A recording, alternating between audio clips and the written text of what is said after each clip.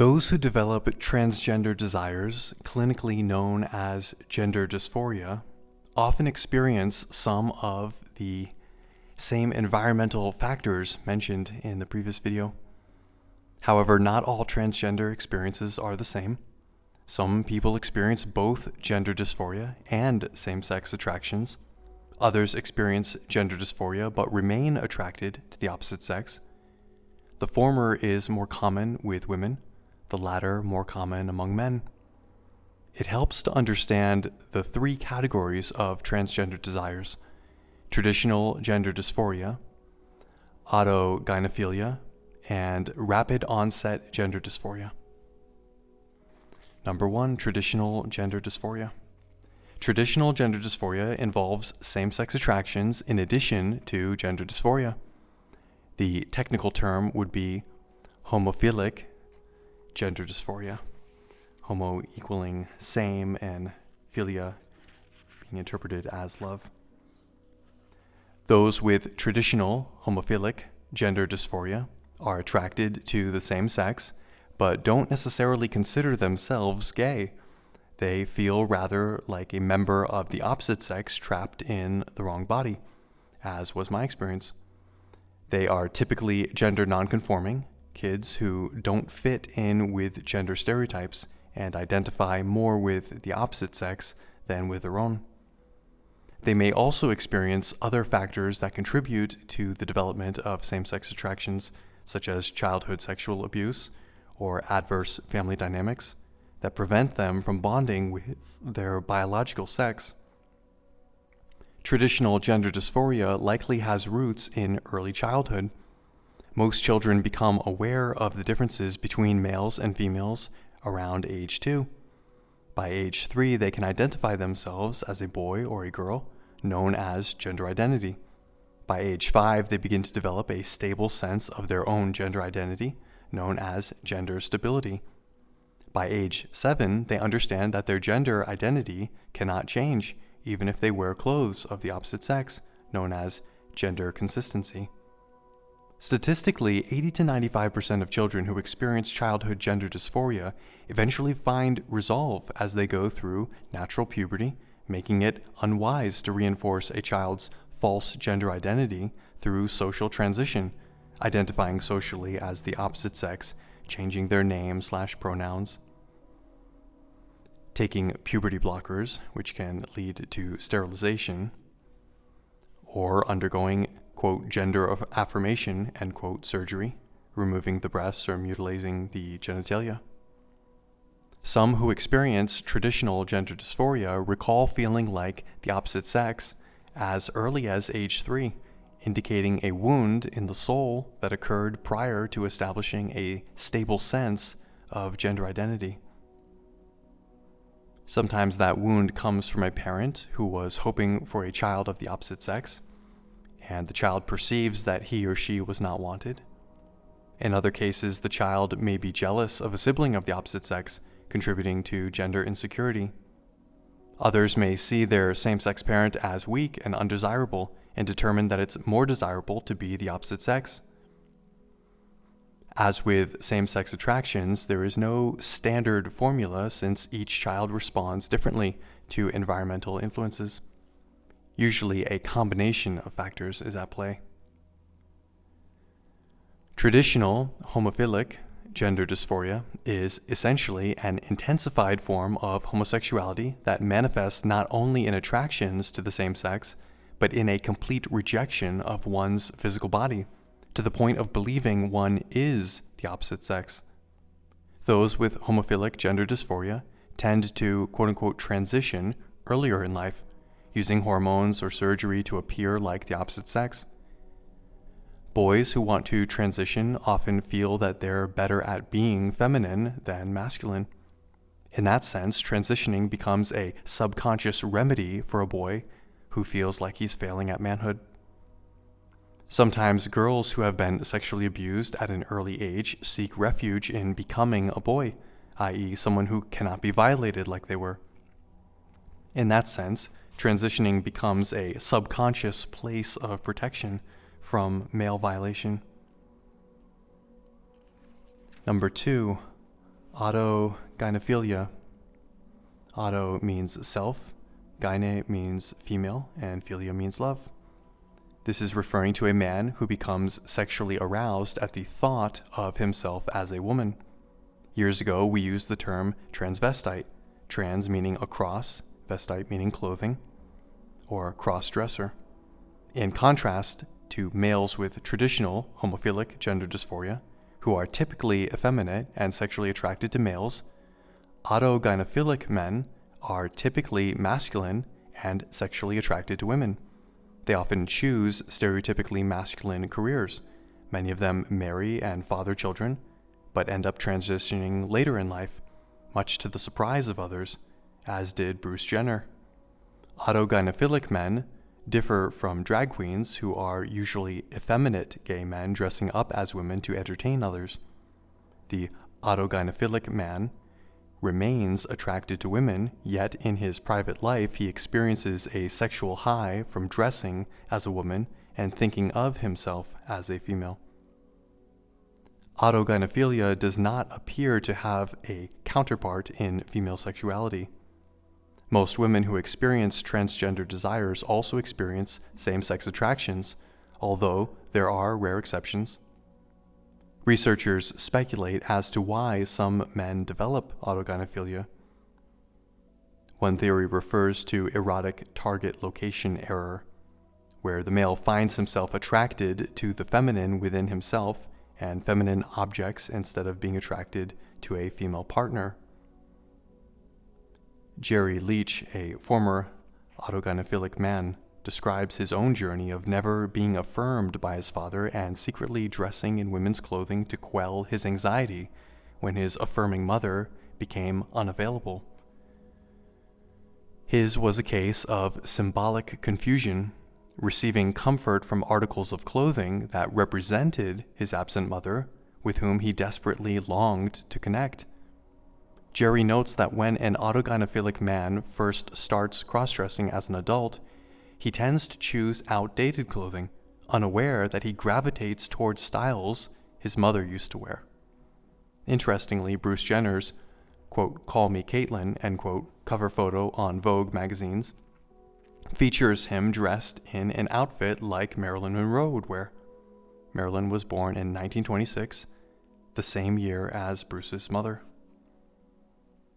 Walt Heyer, a former autogynephilic man who transitioned and lived as Laura for 8 years, shares how his grandmother used to secretly dress him up as a girl when he was 4 years old.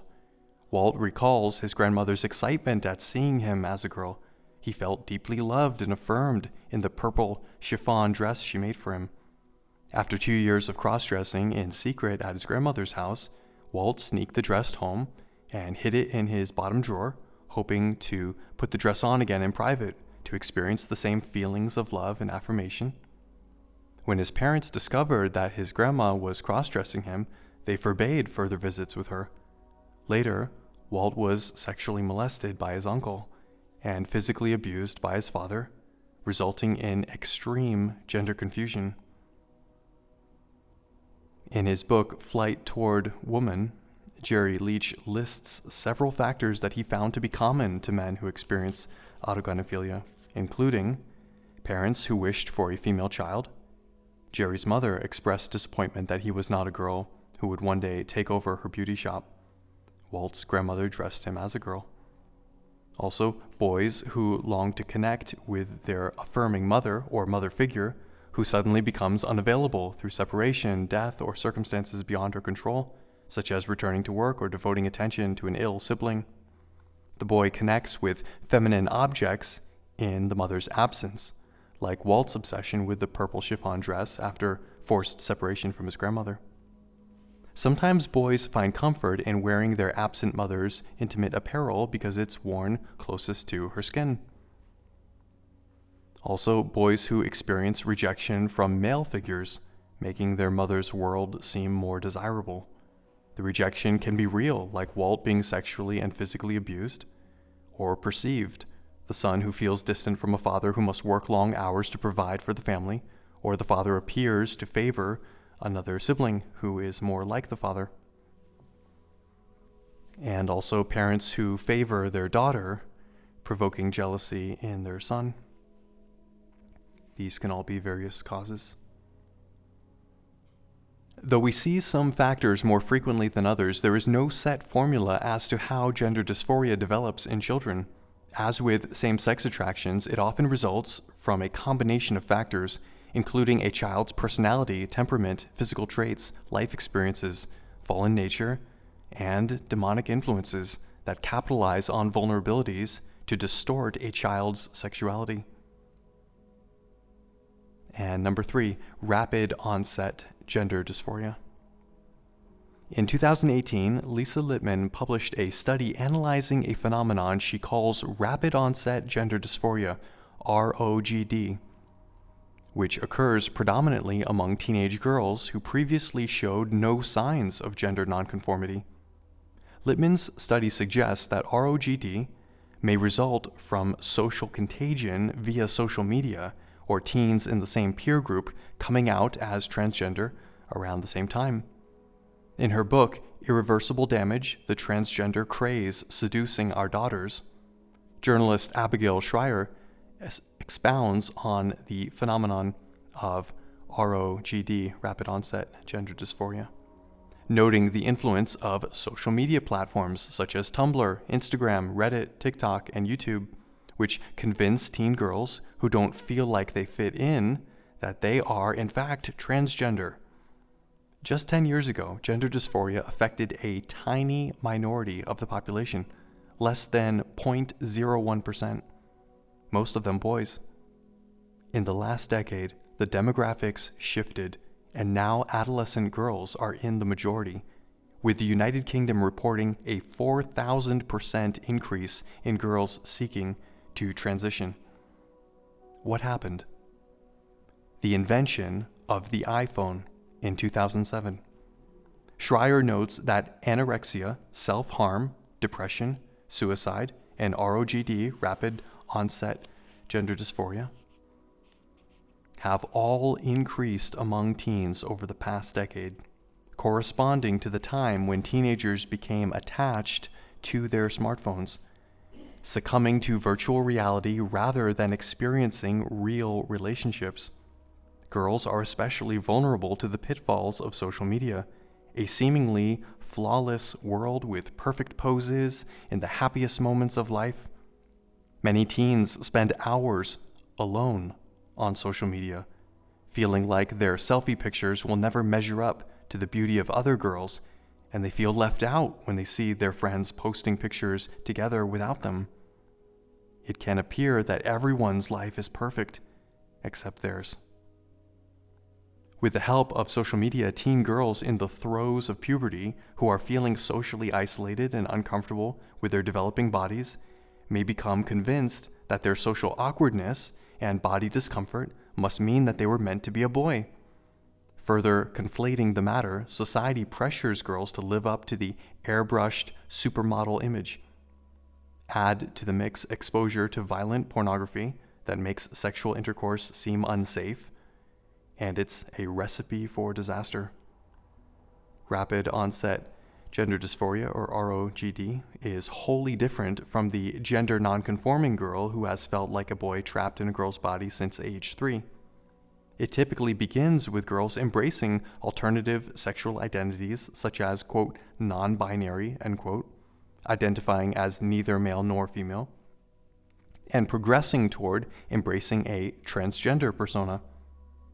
Littman suggests that ROGD may be a maladaptive coping mechanism in response to mental health issues. Those with ROGD have higher rates of mental health problems, including depression, self-harm, and even mild forms of autism. Schreier describes the ROGD phenomenon as follows. A girl who is already grappling with depression and poor self-image finds comfort in binding her breasts to hide her developing body and prevent guys from gawking at her. When she, quote-unquote, comes out on social media as non-binary or trans, she receives a showering of affirmation like she has never experienced before. This brings further comfort and encouragement to her heart and shields her from peer pressure and rejection now that she is part of a quote, oppressed minority, end quote, which our culture celebrates. Transitioning represents a fresh start, a new beginning, a new identity, a counterfeit, born-again experience of sorts, almost like joining a religion, supposedly leaving her mental health issues behind. When she begins testosterone, or T, injections, her anxiety may lessen in response to the natural euphoric effect of T, testosterone, convincing her that transitioning is indeed the cure for her anxiety and depression. Additionally, testosterone stops her menstrual cycle, redistributes fat, and gives her a sense of boldness in social situations, further convincing her that transitioning will solve all her problems. What doctors won't tell her is that injecting cross-sex hormones can lead to infertility and increased risk for cancer and cardiovascular disease, among other maladies.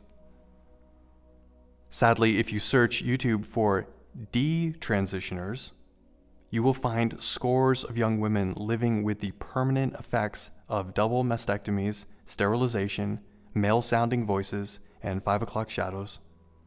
Our vulnerable daughters are paying the highest price for the glorification of all things LGBTQ. ROGD, or rapid onset gender dysphoria, is a social contagion spreading rapidly among teen girls, much the same way eating disorders and cutting became popular in previous generations. Some of the girls who succumb to ROGD may have been considered quote-unquote tomboys in previous generations, but today's LGBTQ affirming culture has erased the concept of a tomboy, offering transitioning to look and act like a male as the only alternative to not being a girly girl. A word to parents. If your child struggles with his or her sexuality, these last 2 videos were probably difficult to hear. I urge you not to blame yourself, nor listen to a spirit of condemnation. God is not looking to assign blame, but to bring about redemption. Adam and Eve had a perfect father and still fell into sin. My parents, who have been married over 50 years, had the best of intentions. They did everything they could to love me well and provide a stable home. When I was in my mid-20s, I told them about my struggles, and they battled with thoughts like, what did we do wrong? How could we not have known? What could we have done differently? The fact that you may be entertaining such questions demonstrates that your heart has always been for your child's best interest and welfare. That's the parental instinct God put in you. No caring parent sets out to harm their child or derail his or her sexuality. While family dynamics can play a role in your child's psychosexual development, it's important to remember that parenting is not the only factor at play. You must also take into consideration surrounding circumstances, your child's personality temperament, the outside influences like peer influence, social media contagion, pornography, in combination with your child's fallen response to real or perceived pain. Not to mention the fact that a very real spiritual enemy wants to steal, kill, and destroy your child's sacred sexuality. There may have been influences that were beyond your ability to change, such as illness, death, divorce, and abusive spouses, the complexity of adoption, the demands of a job to provide for your family, and a myriad of other possibilities beyond your control. Despite your best efforts, if your child perceives something as hurtful, their perception may blind them to your loving intention. As mentioned previously, children are marvelous recorders of history, but terrible interpreters of reality. You are not responsible for how your children perceive reality or for the choices they make as a result. It doesn't all boil down to the relationship with a parent. So don't walk in condemnation. The same devil who seeks to destroy your child's sexuality also seeks to discourage you and get you to walk in condemnation, guilt, and shame instead of God's peace as you pray for your child. At the same time, if the Lord shows you areas where your thinking needs to change, then humble yourself before the Lord. Receive His merciful forgiveness and His instruction. And if you feel led, meet face to face with your child and ask them to consider forgiving you. Sometimes healing can happen when we are honest about our poor decisions with those whom we have hurt. But even if the Lord shows you some areas where you missed it, don't believe the lie that it's all my fault. Some of the dynamics in the relationship with your child may not have been ideal, as is true with every parent-child relationship, but there are still other factors at work. Your child's sinful choices do not negate the positive influence you have had on their life. If your child chooses bitterness and unforgiveness in response to pain, they open a door that gives the enemy, Satan, a foothold to influence them. And they will need to hear what God is saying in order to get free. So if your child is struggling, resist the enemy's trap of making it all about you and how you failed as a parent. Remember, the evil one is the enemy, not you, not your child, not even the fallen culture in which we live. The devil is the one who seeks to kill, steal, and destroy. But God can redeem anything. Come into agreement with the Lord against the real enemy behind your child's struggles. Your child needs you to stand with them and fight for them against a common enemy, the father of lies and manipulation. Perhaps you are listening to this teaching because your child just confessed their struggles to you. If so, you may find it helpful to connect with other parents who are walking a similar path. I highly recommend the affiliate ministries listed on the Restored Hope Network website. I also recommend Joe Dallas's book, When Homosexuality Hits Home. Joe offers sage advice to parents as a former gay man, a seasoned counselor, and father of 2 sons. For transgender matters, I recommend Help for Families and Walt Hayer's ministry. And there are many other resources from godly people that can be very helpful.